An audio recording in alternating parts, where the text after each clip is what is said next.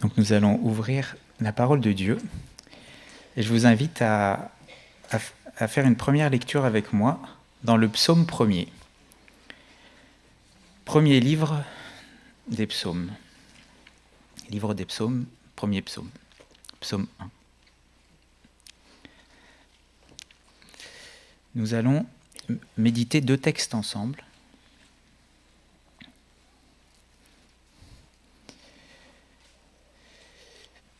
Psaume 1er. Voici ce qui est écrit. On va le lire en entier.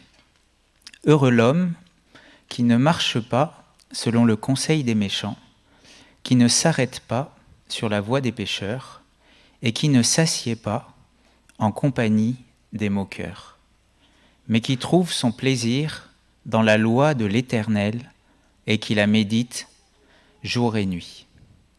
Il est comme un arbre planté près d'un courant d'eau qui donne son fruit en sa saison et dont le feuillage ne se flétrit point, tout ce qu'il fait lui réussit. Il n'en est pas ainsi des méchants. Ils sont comme la paille que le vent dissipe. C'est pourquoi les méchants ne résistent pas au jour du jugement, ni les pécheurs dans l'assemblée des justes. Car l'Éternel connaît la voie des justes, et la voie des pécheurs mène à la ruine. Amen. Et un deuxième texte dans l'évangile de Matthieu, au chapitre 7. Et on va lire à partir du verset 13. Vous allez voir qu'il y a des similitudes entre le psaume 1er et ce que Jésus va enseigner à la fin de ce que l'on appelle le sermon sur la montagne. Matthieu chapitre 7, et on va lire à partir du verset 13. Entrez par la porte étroite, car large est la porte, spacieux est le chemin qui mène à la perdition, et il y en a beaucoup qui entrent par là. Mais étroite est la porte, resserrez le chemin qui mène à la vie, et il y en a peu qui les trouvent. Gardez-vous des faux prophètes. Ils viennent à vous en vêtements de brebis, mais au-dedans, ce sont des loups ravisseurs. Vous les reconnaîtrez à leurs fruits. Cueille-t-on des raisins sur des épines ou des figues sur des chardons ? Tout bon arbre porte de bons fruits, mais le mauvais arbre porte de mauvais fruits. Un bon arbre ne peut porter de mauvais fruits, ni un mauvais arbre porter de bons fruits. Tout arbre qui ne porte pas de bons fruits est coupé et jeté au feu. C'est donc à leurs fruits que vous les reconnaîtrez.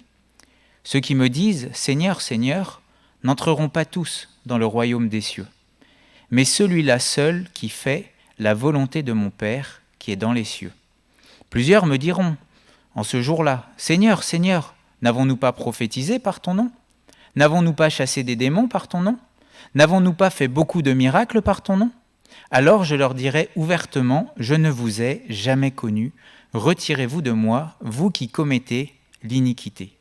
C'est pourquoi quiconque entend ces paroles que je dis et les met en pratique sera semblable à un homme prudent qui a bâti sa maison sur le roc. La pluie est tombée, les torrents sont venus, les vents ont soufflé et se sont jetés contre cette maison, elle n'est point tombée parce qu'elle était fondée sur le roc. Mais quiconque entend ces paroles que je dis et ne les met pas en pratique sera semblable à un homme insensé qui a bâti sa maison sur le sable. La pluie est tombée, les torrents sont venus, les vents ont soufflé et ont battu cette maison. Elle est tombée et sa ruine a été grande. Amen. Amen. C'est les paroles de Jésus. Dans le premier texte que l'on a lu, il nous est parlé de deux hommes. D'un homme heureux et d'un homme qui va bientôt être dans la ruine. Le psaume 1er, vous savez, c'est le psaume qui un peu résume tous les psaumes. Dans les psaumes, il est très souvent, et dans toute la Bible, mais dans les psaumes plus particulièrement, il est parlé du juste et il est parlé du méchant. Il y a celui qui est juste et celui qui est méchant. Et tous les psaumes parlent de certaines choses concernant le juste et de certaines choses concernant les méchants. Et il y a une expression qui vient très souvent dans la Bible. Il nous est parlé de la voie du juste ou de la voie du pécheur. Dans le psaume 1er, donc au verset 6, on l'a lu, si on peut l'afficher. Psaume 1er, verset 6. « Car l'Éternel connaît la voie des justes, on pourrait dire le chemin des justes, et la voie des pécheurs mène à la ruine. les hommes sont classés en deux catégories. Soit il y a les justes qui marchent sur le chemin des justes, soit il y a les pécheurs ou les méchants qui marchent sur la voie des méchants. Il y a un chemin pour le juste, un chemin pour le méchant. Et on voit que le chemin du juste, il mène à la vie, et le chemin des méchants, il mène à la mort. Et ça, on le retrouve dans toute la Bible. Un autre exemple, dans le Proverbe 4, verset 18, on va le lire, il va s'afficher. Proverbe 4, verset 18, « Le sentier des justes est comme la lumière resplendissante, dont l'éclat va croissant jusqu'au milieu du jour. » Verset 19, « La voie des méchants est comme les ténèbres. Ils ne s'aperçoivent pas de ce qui les fera tomber. » Et nous tous qui sommes là, on est soit sur l'un, soit sur l'autre chemin. Il n'y a pas de chemin au milieu. Il y a le sentier du juste et le sentier du méchant. Et toute la Bible nous montre ces deux sentiers. Alors qu'est-ce que ça représente, ce chemin, ce sentier, cette voie ? Dans la Bible, on voit que lorsqu'il est parlé de notre voie, de la voie dans laquelle nous marchons, souvent il nous est parlé de notre comportement et de nos actions. Par exemple, dans Jérémie 23, au verset 22, il est parlé des prophètes, et il est dit que, c'est Jérémie 23, 22, « S'ils avaient assisté à mon conseil, ils auraient dû faire entendre mes paroles à mon peuple et les faire revenir de leur mauvaise voie, de la méchanceté de leur action. » Donc en fait, on voit que c'est pas lié seulement, c'est pas un chemin physique, c'est la manière dont on se conduit. Marcher sur la voie du juste, c'est se comporter d'une manière juste. Marcher sur la voie du méchant, c'est se comporter d'une manière méchante. On est sur un chemin ou sur un autre. Ce matin, qui que vous soyez dans cette salle ou qui entendrez ce message, vous êtes sur l'un de ces deux chemins. Et vous savez, c'est celui qui apporte la parole, il a vraiment une responsabilité qui est très très très très grande par rapport à cela. Parce qu'en fonction du chemin sur lequel vous êtes, votre destinée n'est pas la même. Il y a certains qui vont écouter ce message. Si vous restez sur la voie dans laquelle vous êtes, si votre comportement ne change pas, vous mourrez et vous irez en enfer. Et il y en a d'autres, si vous restez sur la voie sur laquelle vous êtes, si vous persévérez dans le comportement que vous avez dans votre manière d'agir, vous serez sauvés. Et celui qui prêche a une grande responsabilité parce que la parole de Dieu, si elle est apportée avec vérité, elle a le pouvoir de faire changer quelqu'un de chemin. Mais si celui qui prêche ne le fait pas avec vérité, ne le fait pas avec intégrité, ceux qui sont sur le mauvais chemin peuvent y persévérer et se perdre. Et ces âmes-là seront redemandées à celui qui prêche. Par exemple, c'est dans Ézéchiel 33, où il est parlé de la sentinelle, de celui qui voit les choses et qui doit avertir. Alors, je ne l'ai pas mis, mais je vais vous le lire. C'est écrit, verset 7, « Et toi, fils de l'homme, je t'ai établi comme une sentinelle sur la maison d'Israël. Tu dois écouter la parole qui sort de ma bouche et les avertir de ma part. Quand je dis aux méchants, « Méchant, tu mourras », si tu ne parles pas pour détourner le méchant de sa voie, ce méchant mourra dans son iniquité, et je te redemanderai son sang.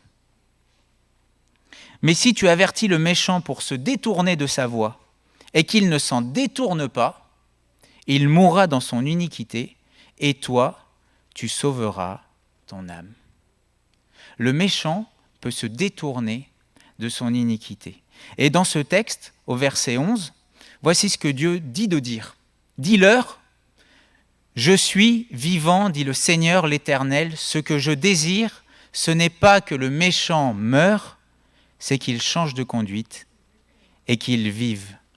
Revenez, revenez de votre mauvaise voie, et pourquoi mourriez-vous, maison d'Israël ?» Il y a cet appel de Dieu pour celui qui est sur une mauvaise voie, il y a cette possibilité de changer de voie. Et d'ailleurs, c'est le désir de Dieu.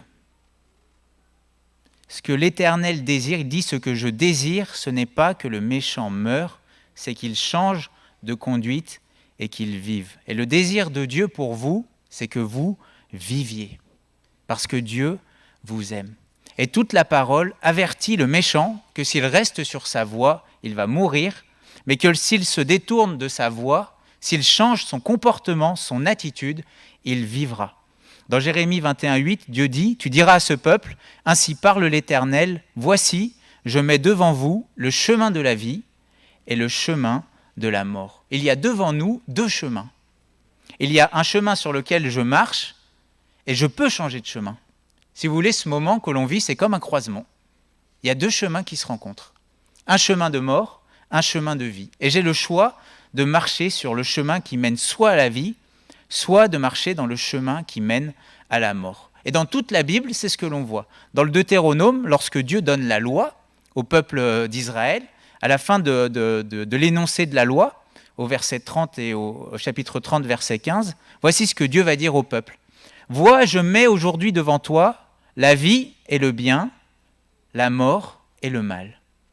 Car je te prescris aujourd'hui d'aimer l'Éternel ton Dieu, de marcher dans ses voies et d'observer ses commandements, ses lois et ses ordonnances, afin que tu vives et que tu multiplies, et que l'Éternel ton Dieu te bénisse dans le pays dont tu vas rentrer en possession. » Vous voyez, c'est ce que Dieu veut. Il met devant l'homme un choix de marcher soit sur le chemin qui mène à la vie, soit sur le chemin qui mène à la mort. Si on continue, verset 17, « Mais si ton cœur se détourne, si tu n'obéis point, et si tu te laisses entraîner à te prosterner devant d'autres dieux et à les servir, je vous déclare aujourd'hui que vous périrez, et que vous ne prolongerez point vos jours dans le pays dont vous allez entrer en possession, après avoir passé le Jourdain. » Verset 19, « J'en prends aujourd'hui à témoin contre vous le ciel et la terre. » Dieu fait un serment. J'en prends à témoin. « J'ai mis devant toi la vie et la mort, la bénédiction et la malédiction. » Et qu'est-ce que l'Éternel dit ? « Choisis la vie afin que tu vives, toi et ta postérité. » Choisis la vie. Il y a cette possibilité de choisir la vie. C'est ce que Dieu veut. Et on voit dans la parole de Dieu que pour que l'homme puisse changer de chemin, il a fallu qu'un prix soit payé. C'est le prix de la croix. Et ce que Dieu demande, il nous donne la possibilité de le faire. C'est vrai que par soi-même, c'est compliqué de changer de chemin. Mais Dieu est intervenu en la personne de Jésus. Il est allé sur cette croix mourir pour des pécheurs qui ne l'aimaient pas, qui étaient méchants, afin de montrer son amour et de donner la possibilité à l'homme de changer de voie et de se tourner vers lui. Et la Bible nous enseigne que nous devons veiller sur nos voies, sur le chemin par lequel, si vous voulez, de la manière dans laquelle on se comporte, on se conduit. Dans Proverbes chapitre 4, verset 26, il est écrit « Considère le chemin par où tu passes et que toutes tes voies soient bien réglées. » Donc il y a une voie qui mène à la mort, il y a une voie qui mène à la vie. Il y a une manière de se comporter qui mène à la mort, il y a une manière de se comporter qui mène à la vie. Et la question est de savoir sur quel chemin je suis. Est-ce que la manière dont je me comporte m'amène vers la vie éternelle, ou est-ce que la manière dont je me comporte m'amène vers la mort éternelle ? Parce que c'est soit l'un, soit l'autre. Et au travers de ces textes qu'on a lus, on peut voir, on peut déterminer sur quel chemin nous sommes. Alors il est parlé du chemin du juste. Qu'est-ce qu'il nous est dit à propos du juste ? C'est dans le psaume 1er, verset 1er.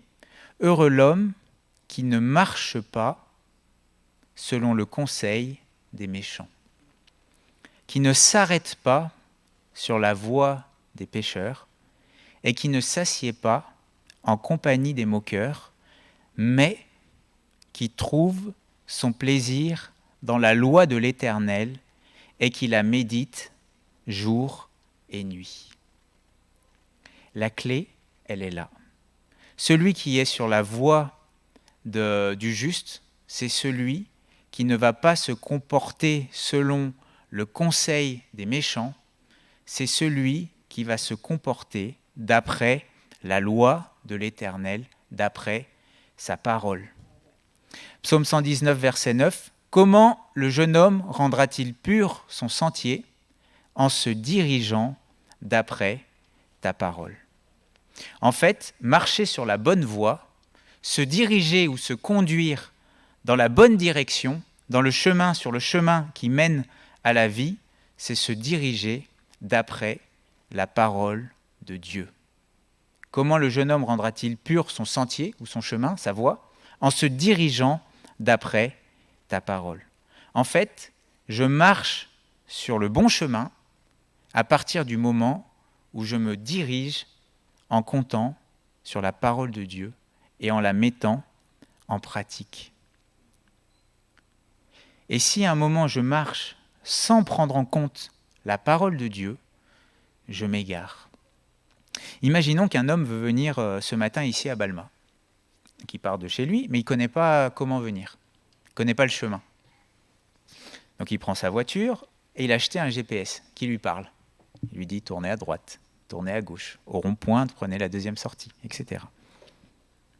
Et le GPS, il connaît la direction, donc il lui indique la bonne direction. Mais la personne qui conduit, elle ne veut pas écouter. Le GPS lui dit au rond-point, tournez à droite, il tourne à gauche. Le GPS lui dit au prochain rond-point, faites demi-tour. Il dit non, je vais aller tout droit. Il n'écoute pas, il ne se conduit pas en fonction de ce que le GPS y dit, mais il se conduit comme lui il veut. Est-ce qu'il va trouver? Est-ce qu'il va arriver à destination? Non. Eh bien, quelqu'un qui entend la parole de Dieu et qui ne s'y conforme pas, qui n'adapte pas sa conduite par rapport à ce que Dieu lui dit, il est aussi insensé que cet homme qui veut arriver à destination sans écouter son GPS. Lorsque Dieu met devant nous le chemin de la vie et le chemin de la mort, lorsqu'il nous donne des commandements pour que l'on puisse être sauvé, pour que l'on puisse vivre et que je ne les écoute pas et que j'agis comme il me semble bon à moi et que je néglige la parole de Dieu, eh bien je me perds. Je n'arrive pas à la vie. Et c'est ce que Jésus va dire dans Matthieu 7. Il va parler du chemin. Matthieu 7, 13. « Entrez par la porte étroite, car large est la porte, spacieux le chemin qui mène à la perdition. Et il y en a beaucoup qui rentrent par là. Mais étroite est la porte, resserrez le chemin qui mène à la vie, et il y en a peu qui les trouvent. » Il y a un chemin, mais c'est un chemin qui est resserré. C'est quoi ce chemin? C'est la parole de Dieu. C'est ce qu'il nous dit. Alors, est-ce que je suis en train de dire qu'on est sauvé par nos œuvres? Est-ce que parce que si je fais les œuvres et si je m'applique à obéir à tous les commandements, ça veut dire que je vais être sauvé? Pas ça. La Bible dit qu'on n'est pas sauvé par les œuvres. On est sauvé par grâce, au moyen de la foi, en Jésus-Christ. Mais mon comportement me montre si justement j'ai été sauvé ou non. Je ne suis pas sauvé par les œuvres, mais je suis sauvé pour des œuvres. Et la manière dont je me comporte, la manière dont je me conduis par rapport au commandement du Seigneur me démontre si j'ai emprunté la bonne voie ou non. En fait, quelqu'un qui n'obéit pas au Seigneur, par son comportement, il démontre qu'il n'a pas été sauvé. Mais quelqu'un qui obéit au Seigneur, par son comportement, il montre qu'il a été sauvé. Jésus, dans l'évangile de Matthieu au chapitre 7, il va dire, mais ceux qui me disent, donc c'est Matthieu 7, 21, ceux qui me disent Seigneur, Seigneur, n'entreront pas tous dans le royaume des cieux, mais celui-là seul qui fait la volonté de mon Père qui est dans les cieux. Donc on voit que celui qui est sauvé, c'est celui qui va faire la volonté de Dieu. Si j'entends la parole de Dieu et que je ne la mets pas en pratique, si j'entends quel est le chemin et que je ne veux pas y aller, je ne peux pas arriver à destination. Ça veut dire que je suis sur une mauvaise voie. En gros, si je pense que je peux être sauvé sans pratiquer la parole de Dieu, je me trompe moi-même. Celui qui est sauvé, c'est celui qui pratique la parole de Dieu. Et là, Jésus va parler de faux prophètes, justement, de personnes qui parlent de la part de Dieu, mais en réalité qui égarent les gens. Jésus va dire, c'est Matthieu 7,15, « Gardez-vous des faux prophètes. Ils viennent à vous en vêtements de brebis, mais au-dedans, ce sont des loups ravisseurs. Vous les reconnaîtrez à leurs fruits. » Oui. Et dans le psaume 1er, c'est ce que le psalmiste va dire, que l'homme qui est sur le chemin du juste, il est comme un arbre dont les feuilles ne se flétrissent point et qui donne son fruit en sa saison. À quoi on reconnaît quelqu'un qui est sur la bonne voie? C'est quelqu'un qui va porter du fruit. Et là, il nous est parlé de faux prophètes qui, au final, vont dire des choses qui sont des loups ravisseurs, avec une apparence de douceur. C'est des loups. Un loup, ça veut manger la brebis. D'accord? Et il a une apparence de douceur. Vous voyez? Et Jésus nous donne le critère sur lequel on peut voir ce qui se passe dans le cœur, c'est le fruit. Si je veux savoir si je suis sur la bonne voie ou sur la mauvaise voie, il y a un critère qui est infaillible, c'est le fruit que je porte. Quel est le fruit que je porte? Est-ce que je porte du bon fruit? Est-ce que ce que ma vie produit est bon? Ou est-ce que je porte des épines? Est-ce que ce que ma vie produit, c'est de blesser les gens? Ou c'est de leur faire du bien? Et il y a des faux prophètes, des gens qui en réalité sont des loups et qui en apparence sont des gens qui sont très doux. Alors à quoi ça ressemble un faux prophète? C'est écrit dans, par exemple, Jérémie 23, au verset 16. Il est parlé justement de faux prophètes. Et on voit quel est leur discours. Dans Jérémie chapitre 23, verset 16, il est écrit « Ainsi parle l'Éternel des armées, n'écoutez pas les paroles des prophètes qui vous prophétisent. Ils vous entraînent à des choses de néant. Ils disent les visions de leur cœur et non ce qui vient de la bouche de l'Éternel. » Regardez ce qu'ils disent. Ils disent à ceux qui me méprisent, l'Éternel a dit, vous aurez la paix. Ils disent à tous ceux qui suivent les penchants de leur cœur, c'est-à-dire ceux qui marchent sur le mauvais chemin, il ne vous arrivera aucun mal. Et là, Dieu dit, mais qui donc a assisté au conseil de l'Éternel pour voir, pour écouter sa parole? Qui a prêté l'oreille à sa parole? Qui l'a entendu? Voici la tempête de l'Éternel, la fureur éclate. L'orage se précipite, il fond sur la tête des méchants. La colère de l'Éternel ne se calmera pas jusqu'à ce qu'il ait accompli, exécuté les desseins de son cœur. Vous le comprendrez dans la suite des temps. Je n'ai point envoyé ces prophètes, et ils ont couru. Je ne leur ai point parlé, et ils ont prophétisé.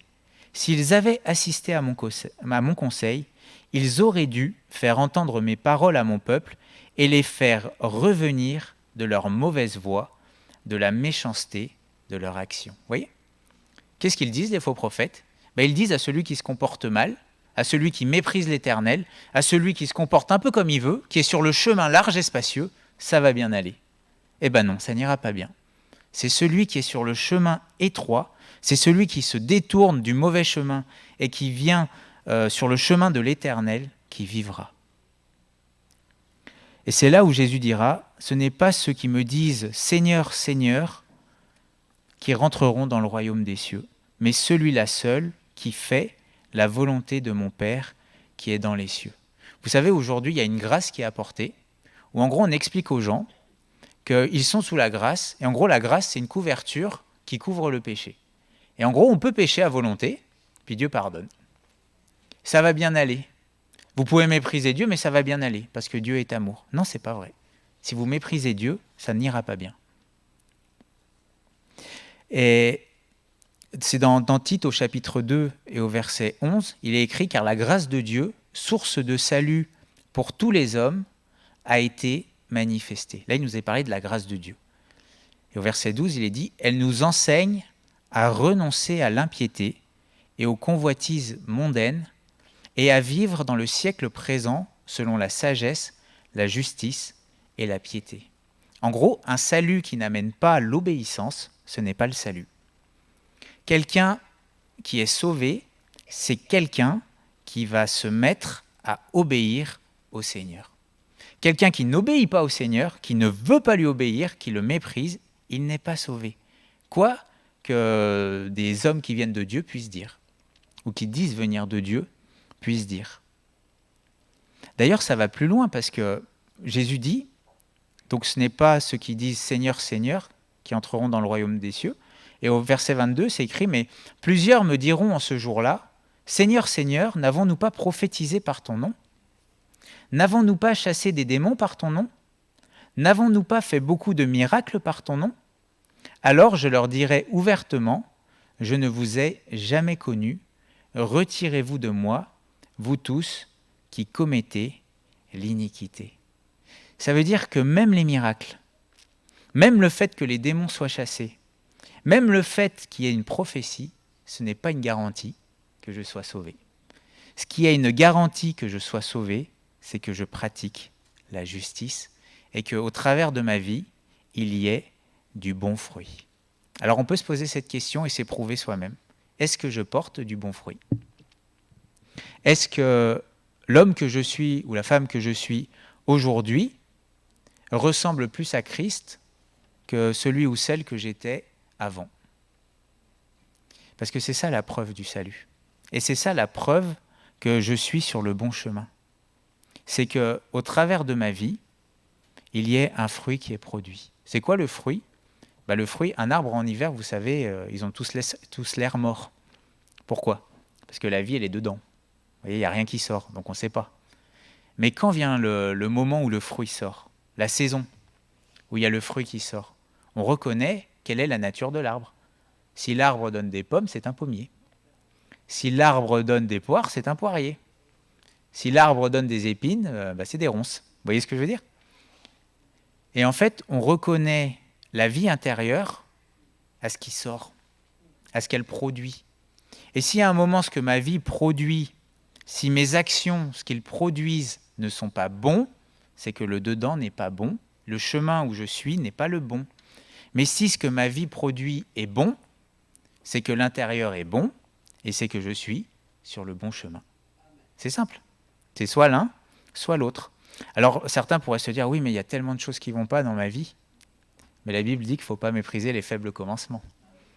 C'est vrai qu'on peut regarder à tout ce qui manque, mais il faut quand même regarder aussi à ce qu'il y a. Vous voyez ce que je veux dire? C'est vrai que la liste de tout ce qu'il y a à corriger est très très longue.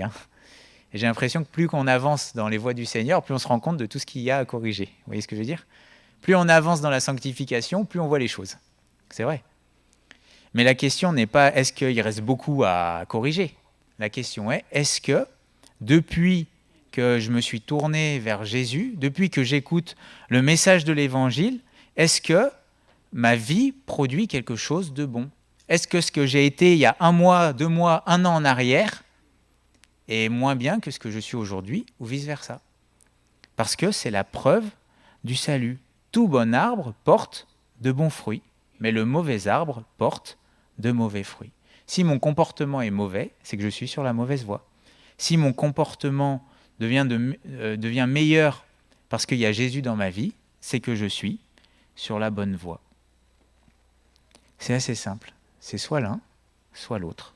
Soit le bon chemin, resserré, soit le mauvais chemin, qui est large, soit le bon fruit, soit le mauvais fruit. Et le Seigneur nous dit les choses afin qu'on puisse savoir sur quelle voie on est, et en fonction de celle sur laquelle on est, je dois soit persévérer, soit aller sur la bonne voie. Ensuite, dans le psaume 1er, au verset 3, donc, il nous est dit « Il est comme un arbre planté près d'un courant d'eau, qui donne son fruit en sa saison, et dont le feuillage ne se flétrit point. » Il est parlé d'un feuillage qui ne se flétrit point, c'est-à-dire un feuillage qui résiste. Et juste après, Jésus nous parle aussi de 2 maisons. Une qui va résister et une qui va s'écrouler. On va lire la parabole des 2 maisons. Donc c'est Matthieu 7, on va lire à partir du verset 24. « C'est pourquoi, quiconque entend ces paroles que je dis et les met en pratique sera semblable à un homme prudent qui a bâti sa maison sur le roc. La pluie est tombée, les torrents sont venus, les vents ont soufflé et se sont jetés contre cette maison. Elle n'est point tombée parce qu'elle était fondée sur le roc. Mais quiconque entend les paroles que je dis et ne les met pas en pratique sera semblable à un homme insensé qui a bâti sa maison sur le sable. La pluie est tombée, les torrents sont venus, les vents ont soufflé et ont battu cette maison. Elle est tombée et sa ruine a été grande. Là, il nous est parlé de la ruine, comme pour la voix du méchant dans le psaume 1er. Il est parlé d'une tempête qui va venir. Et là, dans ce texte, il ne nous est pas parlé que la tempête vient sur une maison, elle tient... s'il y a une maison qui tient, c'est pas parce qu'il n'y a pas de tempête. Si la maison tient, c'est parce qu'elle a été bien bâtie sur le roc. La question n'est pas de savoir si la tempête va venir. La tempête, elle va venir. La question est de savoir, c'est est-ce que ça va tenir au jour de la tempête. Et vous savez que sur ce monde, il y a les tempêtes, il y en a. Pour le chrétien, ça peut être des tempêtes d'iniquité. Vous savez, il y a des flots d'impureté qui se déversent sur ce monde. Mais surtout, la grande tempête, on l'a lu tout à l'heure dans Ézéchiel et dans Jérémie, c'est la colère de Dieu qui vient sur ce monde. Et la question est-ce que le jour où cette tempête va venir, est-ce que je suis prêt ou est-ce que je ne suis pas prêt? Est-ce que ça va tenir ou est-ce que ça va être une ruine? La manière dont je me comporte aujourd'hui détermine ce qui se passera demain quand la tempête viendra. Donc il y en a un qui va bien bâtir et un autre qui va mal bâtir. Et qu'est-ce qui fait la différence? Celui qui bâtit bien, c'est écrit, verset 24, « C'est pourquoi quiconque entend ces paroles que je dis et les met en pratique. » En fait, bien bâtir, c'est mettre en pratique la parole de Dieu. Mal bâtir, c'est mépriser la parole de Dieu. C'est celui qui met en pratique ce que Dieu demande qui tiendra le coup. Mais celui qui méprise la parole de Dieu, il n'échappera pas au jour de la colère. Et vous savez, il faut faire attention parce qu'aujourd'hui, on entend tellement de messages sur la grâce, sur le fait qu'on peut être sauvé de n'importe quelle manière, ou que le salut, il implique pas de piété, que c'est faux. En fait, je suis sauvé si je mets en pratique la parole de Dieu. Parce que je suis sauvé, je vais mettre en pratique la parole de Dieu. C'est ça le salut. Dans l'épître de Jacques, au chapitre 1er, verset 18, Jacques chapitre 1er,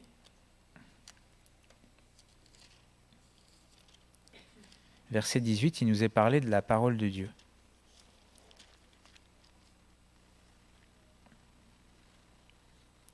Il est écrit « Il nous a engendrés selon sa volonté, par la parole de vérité, afin que nous soyons en quelque sorte les prémices de ses créatures. Sachez-le, mes frères bien-aimés, ainsi que tout homme soit prompt à écouter, lent à parler, lent à se mettre en colère, car la colère de l'homme n'accomplit pas la justice de Dieu. C'est pourquoi, rejetant toute souillure et tout débordement de méchanceté, recevez avec douceur la parole qui a été plantée en vous et qui peut sauver vos âmes. Vous voyez, il est parlé de rejeter les souillures et les débordements de méchanceté. Vous savez, des fois, la méchanceté, ça peut déborder. Bon, il est dit de rejeter ces choses, mais de recevoir avec douceur la parole qui a été plantée en vous et qui peut sauver vos âmes. La parole de Dieu, d'abord, elle se reçoit. C'est vrai. D'abord, il faut la recevoir. Dans Jean au chapitre 1er, c'est écrit qu'à tous ceux qui l'ont reçue, elle a donné le pouvoir de devenir enfants de Dieu. Le message de l'Évangile, le message de la grâce de Dieu, de Jésus qui meurt à la croix pour nos péchés afin que nous soyons sauvés, c'est un message qui se reçoit. Le salut, c'est gratuit, ça se reçoit par la foi. Tous ceux qui mettent leur confiance dans ce que Jésus a fait pour eux à la croix peuvent être sauvés de leurs péchés. Jésus dira « Repentez-vous et convertissez-vous ». Donc on peut être sauvé au travers de ce que Jésus a fait à la croix. Cette parole, lorsqu'elle est reçue, elle produit la vie. Mais ça ne s'arrête pas là. le salut, ce n'est pas juste franchir une porte. Oui, Jésus est la porte, mais il est aussi le chemin. Et c'est une chose que de saisir la grâce de Dieu, c'en est une autre que d'y persévérer. Vous comprenez ? Et là, il continue dans Jacques. Donc, on reprend verset 21, Jacques 1er, verset 21. « C'est pourquoi, rejetant toute souillure et tout excès de malice, recevez avec douceur la parole qui a été plantée en vous et qui peut sauver vos âmes. » Et là, ce n'est pas écrit juste « recevez ». Après, regardez ce qui est écrit, verset 22. « Mettez en pratique la parole et ne vous bornez pas à l'écouter en vous trompant vous-même par de faux raisonnements. » Vous voyez, on peut se tromper soi-même. Recevoir la parole, c'est une chose, mais il nous faut la mettre en pratique. Si je passe par la porte, que je commence un bout de chemin, mais qu'à un moment, je ne veux plus continuer sur ce chemin et que je sors du chemin étroit et que je vais vers un chemin spacieux, je m'égare. Le chrétien, ce n'est pas juste celui qui reçoit la parole de Dieu, c'est celui qui persévère. Et Jésus dira, c'est Jean chapitre 8, verset 31, celui qui est son disciple, vous êtes mes disciples si vous gardez ma parole. La parole de Dieu, il faut la recevoir, mais il faut la garder. Il faut la recevoir et il faut la mettre en pratique. Il ne faut pas se borner à l'écouter. On entend des messages où le Seigneur nous appelle à faire certaines choses. Dimanche dernier, c'était un message sur rehausser le niveau. On a reçu la parole. Est-ce qu'on l'a pratiquée ? C'est la question. Parce que si je la reçois et que je ne la pratique pas, si je me borne à juste l'écouter et à ne pas la mettre en pratique, je me trompe moi-même par de faux raisonnements. Je suis en train de m'égarer. Si quand Dieu me parle et me dit « il faut aller à droite », et que j'entends qu'il faut aller à droite, mais que je n'y vais pas, je m'égare, parce que je ne prends pas la bonne direction. Je relis le verset 22. « Mettez en pratique la parole et ne vous bornez pas à l'écouter, en vous trompant vous-même par de faux raisonnements. Car si quelqu'un écoute la parole et ne la met pas en pratique, il est semblable à un homme qui regarde dans un miroir son visage naturel et qui, après s'être regardé, s'en va et oublie aussitôt quel il était. » Vous voyez ? La parole de Dieu, c'est ce qui nous montre ce que nous sommes. Vous voyez ? C'est vrai que l'être humain, il est fait, notre corps est fait de manière à ce qu'on ne peut pas se voir soi-même. Vous voyez ? Est-ce que je peux voir le visage que j'ai ? Non. Vous voyez ce que je veux dire ? Oui, Yarit, tu ne sais pas le visage que tu as en ce moment. Si tu es bien coiffé ou mal coiffé, tu ne peux pas savoir. Mais moi, je vois, et je peux te le dire. Et en fait, le seul moyen de corriger quelque chose que tu ne peux pas voir, c'est qu'on te le dise. Ben, la parole de Dieu, c'est pareil. De la même manière qu'avec mes yeux, je ne peux pas voir mon visage, mon âme, je ne peux pas la voir à moins qu'on me la montre. Et c'est le Seigneur qui me la montre par sa parole. Mais si à un moment, le Seigneur me montre qu'il y a quelque chose sur moi qui ne va pas et que je me détourne sans écouter, eh bien, je suis comme cet homme qui se détourne du miroir et puis de suite il oublie. Alors que si je mets en pratique, eh bien, je corrige les choses. Et quand le Seigneur nous parle, nous montre les choses dans sa parole, c'est pour notre bien. Quand il voit des choses qui ne vont pas, il nous le dit, mais si je ne le mets pas en pratique, ben, je reste avec ce qui ne va pas. Vous voyez ? De la même manière qu'avec mes yeux, je ne peux pas voir mon visage et qu'il me faut un miroir, de la même manière, la parole de Dieu, c'est le miroir qui me montre ce qui va et ce qui ne va pas. Et si je ne regarde pas dans ce miroir, si je n'y prends point garde, alors les choses qui ne vont pas vont augmenter et les choses qui vont, bah, ça va pas rester. Donc si quelqu'un écoute verset 23, si quelqu'un écoute la parole et ne la met pas en pratique, il est semblable à un homme qui regarde dans un miroir son visage naturel et qui, après s'être regardé, s'en va et oublie aussitôt quel il était. Mais celui qui aura plongé les regards dans la loi parfaite, là on retrouve le psaume 1er, celui qui la médite jour et nuit, celui qui aura plongé les regards dans la loi parfaite, la loi de la liberté, et qui aura persévéré, n'étant pas un auditeur oublieux, mais se mettant à l'œuvre, celui-là sera heureux dans son activité. Voyez ? Et on retrouve le psaume 1er, heureux l'homme qui ne marche pas selon le conseil des méchants. Voilà. David y dira dans le psaume 139, verset 23, « Sonde-moi, ô Dieu, et connais mon cœur, éprouve-moi et connais mes pensées. Regarde si je suis sur une mauvaise voie et conduis-moi sur la voie de l'éternité. Et ça, c'est une prière qu'on peut faire. Seigneur, regarde le chemin, la direction, la manière de me conduire que j'ai et montre-moi si la manière dont j'agis, elle est bonne, je dois persévérer, je suis sur la voie de l'éternité, ou si je suis sur une mauvaise voie, montre-moi afin que je puisse me tourner sur la bonne voie. Et enfin, on va lire un dernier texte dans le livre d'Ésaïe, au chapitre 55, où il y a encore cet appel du Seigneur. En fait, on se rend compte que cet appel à changer de voie, il est partout dans la Bible, jusque dans l'Apocalypse, quand Jésus parle aux églises pour qu'elles reviennent à lui et qu'elles se détournent de leur mauvaise voie. Et dans Ésaïe 55, verset 6, voici ce que dit Dieu. « Cherchez l'Éternel pendant qu'il se trouve. Invoquez-le tandis qu'il est prêt. Que le méchant abandonne sa voie et l'homme d'iniquité ses pensées.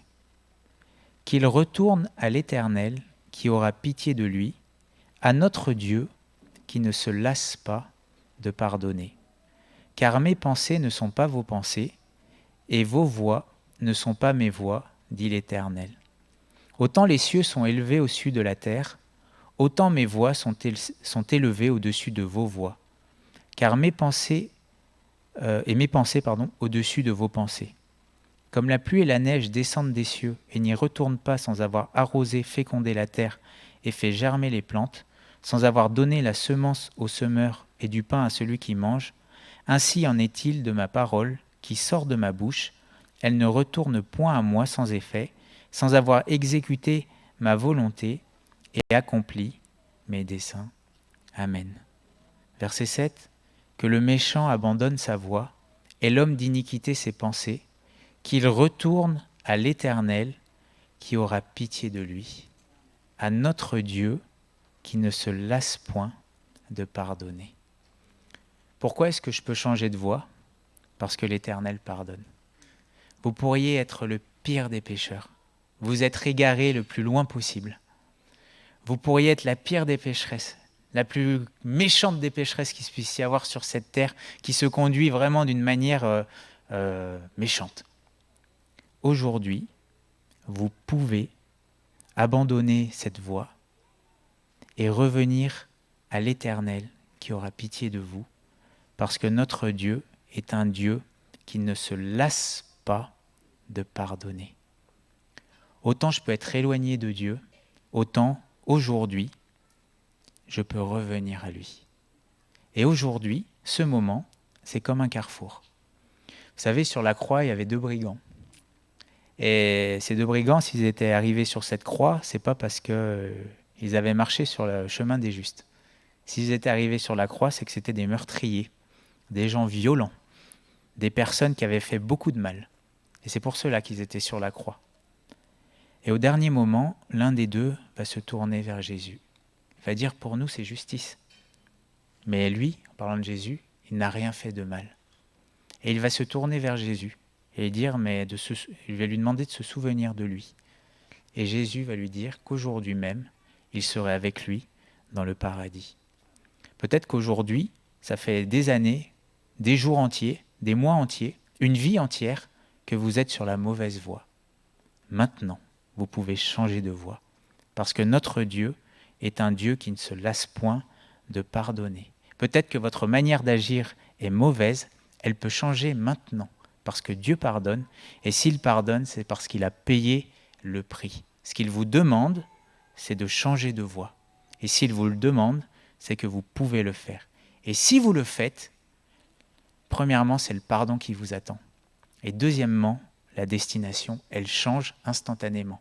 Maintenant, il peut y avoir une personne qui est sûre d'aller en enfer et qui peut, en un changement, une repentance, être sûre d'aller au ciel parce qu'elle fait le bon choix et qu'elle répond à l'appel de Dieu de changer de voie.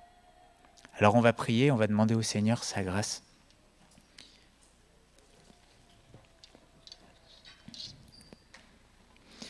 Merci Seigneur parce que tu es un Dieu qui ne te lasse pas de pardonner. Et nous voulons te dire merci Seigneur parce que ton désir, ce n'est pas que le méchant meure, mais c'est qu'il revienne de sa voie et qu'il vive. Seigneur, tu as des projets de paix et un avenir fait d'espérance pour celui qui revient à toi. Merci Seigneur parce que tu es le Dieu qui a dit que même les prostituées nous devanceront ou devanceront les pharisiens dans le royaume des cieux. Merci parce que Seigneur, tu donnes la possibilité à l'homme de changer de voie et de revenir à toi, d'être pardonné. Tu donnes la possibilité, Seigneur, de recevoir ta parole et tu donnes un cœur qui est capable de la mettre en pratique. Et Seigneur, merci pour ces carrefours que tu permets dans nos vies, où tu nous permets, Seigneur, de changer de voie. Tu dis dans ta parole que si on entend ta voix, de ne pas endurcir le cœur. Et Seigneur, je te prie que tu puisses faire cette grâce et que tous ceux qui entendent ta voix, qui entendent cet appel à changer de voie, Seigneur, puissent le faire. C'est ce que nous te demandons dans le nom de Jésus et nous te remercions pour cela, Seigneur. Merci pour les âmes qui se tournent vers toi. Merci pour tous ceux que tu pardonnes. Merci pour tous ceux que tu restaures. Merci pour tous ceux où, malgré la mauvaise voie, tu manifestes encore ton amour et tu appelles à revenir. Seigneur, que ton nom soit béni. Merci parce que c'est encore le jour de la grâce et qu'on peut vraiment venir à toi. Que ton nom soit béni, Seigneur. Amen.